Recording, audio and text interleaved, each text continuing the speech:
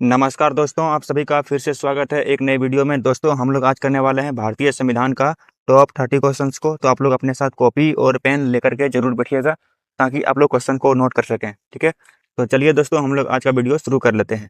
Question number 1 में कहा गया है कि सुप्रीम कोर्ट किस अनुच्छेद के द्वारा रीट जारी करता है। तो बिल्कुल राइट आंसर हो जाएगा ऑप्शन नंबर 1, आर्टिकल 32 के द्वारा सुप्रीम कोर्ट रीट जारी करता है। ठीक है, ऑप्शन नंबर ए बिल्कुल राइट आंसर हो जाएगा। तो चलिए दोस्तों अगले क्वेश्चन को कर लेते हैं। क्वेश्चन नंबर 2 में कहा गया है कि विधि द्वारा स्थापित प्रतिक्रिया किस देश के संविधान से लिया गया है। ठीक है, तो राइट आंसर हो जाएगा ऑप्शन नंबर बी, जापान के संविधान से लिया गया है। तो ऑप्शन नंबर बी बिल्कुल राइट आंसर हो जाएगा क्वेश्चन नंबर 2 का। तो चलिए दोस्तों अगले प्रश्न को कर लेते हैं। क्वेश्चन नंबर 3 में कहा गया है कि सुप्रीम कोर्ट कितने प्रकार की रीट जारी करता है। तो राइट आंसर हो जाएगा ऑप्शन नंबर बी, 5 प्रकार का रीट जारी करता है। तो ऑप्शन नंबर बी बिल्कुल राइट आंसर हो जाएगा। क्वेश्चन नंबर 4 में कहा गया है कि धन विधेयक किसकी अनुमति से संसद में पेश किया जाता है। काफी महत्वपूर्ण प्रश्न है। तो क्वेश्चन नंबर 4 का बिल्कुल राइट आंसर हो जाएगा ऑप्शन नंबर सी, राष्ट्रपति के अनुमति के द्वारा ही धन विधेयक संसद में पेश किया जाता है। ठीक है, चलिए दोस्तों अगले क्वेश्चन को कर लेते हैं। क्वेश्चन नंबर 5 में कहा गया है कि राष्ट्रपति पर महाभियोग किस अनुच्छेद के द्वारा लगाया जाता है। तो राइट आंसर हो जाएगा ऑप्शन नंबर सी, आर्टिकल 61 के द्वारा राष्ट्रपति पर महाभियोग लगाया जाता है। तो क्वेश्चन नंबर 5 का बिल्कुल राइट आंसर हो जाएगा ऑप्शन नंबर सी। ठीक है, तो चलिए नेक्स्ट क्वेश्चन को कर लेते हैं। क्वेश्चन नंबर 6 में कहा गया है कि राष्ट्रपति पर महाभियोग संसद के किस सदन से प्रारंभ होता है। तो बिल्कुल राइट आंसर हो जाएगा ऑप्शन नंबर बी, संसद के किसी भी सदन से। ठीक है, चाहे वो लोकसभा हो चाहे वो राज्यसभा हो, किसी भी सदन से महाभियोग प्रारंभ हो सकता है। ठीक है, तो चलिए अगले क्वेश्चन को कर लेते हैं। क्वेश्चन नंबर 7 में कहा गया है कि महान्यायवादी, जिसे अटॉर्नी जनरल भी कहा जाता है, तो महान्यायवादी की नियुक्ति कौन करता है। तो बिल्कुल राइट आंसर हो जाएगा ऑप्शन नंबर सी, राष्ट्रपति के द्वारा महान्यायवादी की नियुक्ति की जाती है। ठीक है, ऑप्शन नंबर सी बिल्कुल राइट आंसर हो जाएगा। क्वेश्चन नंबर 8 में कहा गया है कि संविधान संशोधन की प्रक्रिया किस देश के संविधान से लिया गया है। तो राइट आंसर हो जाएगा ऑप्शन नंबर सी, दक्षिण अफ्रीका के संविधान से लिया गया है। तो ऑप्शन नंबर सी बिल्कुल राइट आंसर हो जाएगा क्वेश्चन नंबर 8 का। ठीक है, प्रश्न संख्या 9 में कहा गया है कि किस संविधान संशोधन के द्वारा मतदान करने की आयु 21 वर्ष से घटाकर 18 वर्ष कर दिया गया। ठीक है, काफी महत्वपूर्ण क्वेश्चन है। तो क्वेश्चन नंबर 9 का बिल्कुल सही उत्तर हो जाएगा ऑप्शन नंबर बी, 61वां संविधान संशोधन के द्वारा। ठीक है, तो ऑप्शन नंबर बी बिल्कुल राइट आंसर हो जाएगा। तो चलिए दोस्तों अगले क्वेश्चन को कर लेते हैं। क्वेश्चन नंबर 10 में कहा गया है कि संविधान के किस अनुसूची में 22 भाषा का वर्णन किया गया है। तो बिल्कुल राइट आंसर हो जाएगा ऑप्शन नंबर सी, 8वीं अनुसूची में 22 भाषा का वर्णन किया गया है। तो बिल्कुल राइट आंसर हो जाएगा ऑप्शन नंबर सी। ठीक है दोस्तों, क्वेश्चन नंबर 11 में कहा गया है कि किस संविधान संशोधन के द्वारा लोकसभा के सदस्यों की संख्या 525 से बढ़ा करके 545 कर दिया गया था।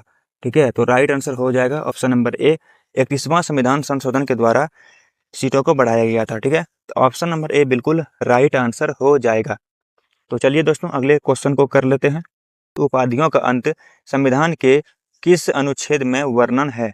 ठीक है, तो राइट आंसर हो जाएगा ऑप्शन नंबर बी, आर्टिकल 18 में वर्णन है। ठीक है, ऑप्शन नंबर बी बिल्कुल राइट आंसर हो जाएगा। तो चलिए अगले क्वेश्चन को कर लेते हैं। क्वेश्चन नंबर 13 में कहा गया है कि राज्यपाल की नियुक्ति किसके द्वारा किया जाता है। काफी महत्वपूर्ण प्रश्न है। तो क्वेश्चन नंबर 13 का बिल्कुल राइट आंसर हो जाएगा ऑप्शन नंबर ए, राष्ट्रपति के द्वारा। राष्ट्रपति के द्वारा ही राज्यपाल की नियुक्ति किया जाता है। चलिए अगले क्वेश्चन को कर लेते हैं। क्वेश्चन नंबर 14 में कहा गया है कि संसद में कितने सदन होते हैं। ठीक है, तो राइट आंसर हो जाएगा ऑप्शन नंबर सी, 2 सदन होते हैं। आप लोग कमेंट में बताइएगा दोनों सदन का नाम। ठीक है, कौन कौन से 2 सदन हैं आप लोग को जरूर बताना है।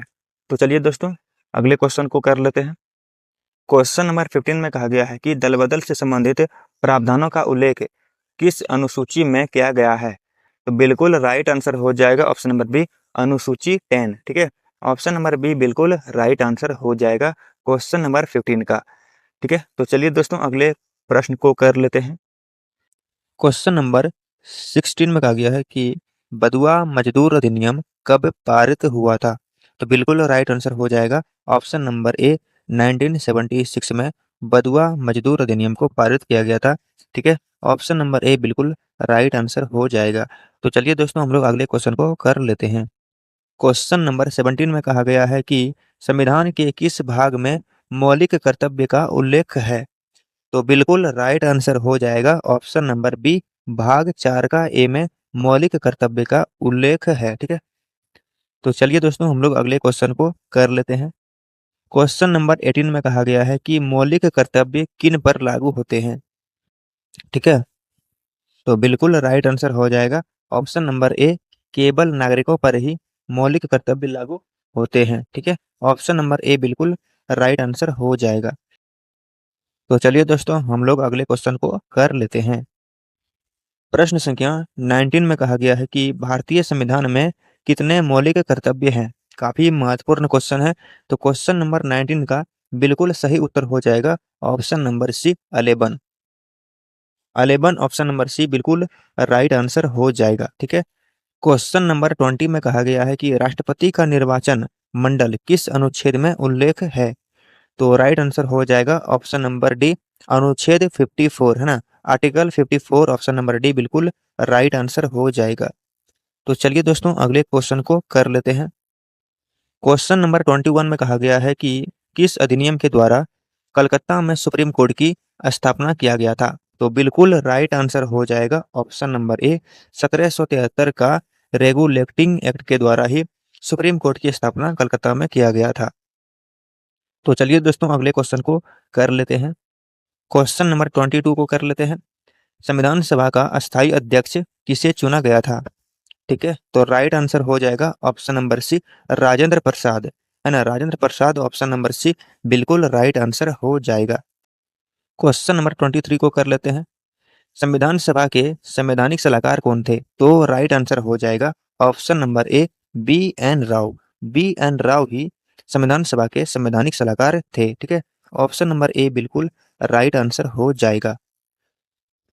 क्वेश्चन नंबर 24, भारतीय संविधान में मूल अधिकार किस देश के संविधान से लिया गया है? ठीक है, तो राइट आंसर हो जाएगा ऑप्शन नंबर बी संयुक्त राज्य अमेरिका। ठीक है, ऑप्शन नंबर बी बिल्कुल राइट आंसर हो जाएगा। ठीक है, तो चलिए दोस्तों अगले क्वेश्चन को कर लेते हैं।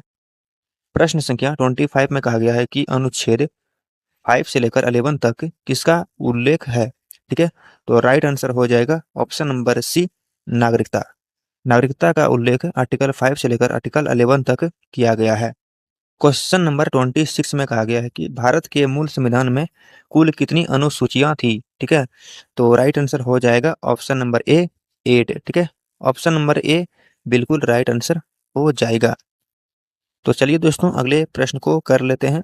क्वेश्चन नंबर 27 को कर लेते हैं। राष्ट्रगान गाने का मानक समय कितना है? तो राइट आंसर हो जाएगा ऑप्शन नंबर सी 52 सेकेंड।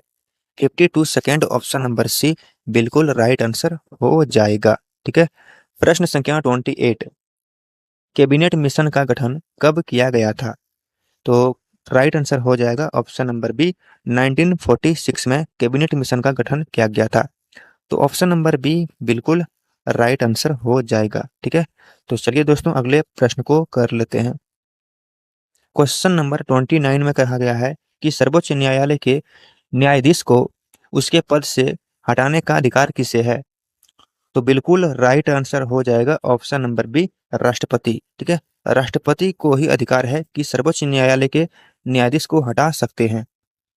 तो ऑप्शन नंबर बी बिल्कुल राइट आंसर हो जाएगा।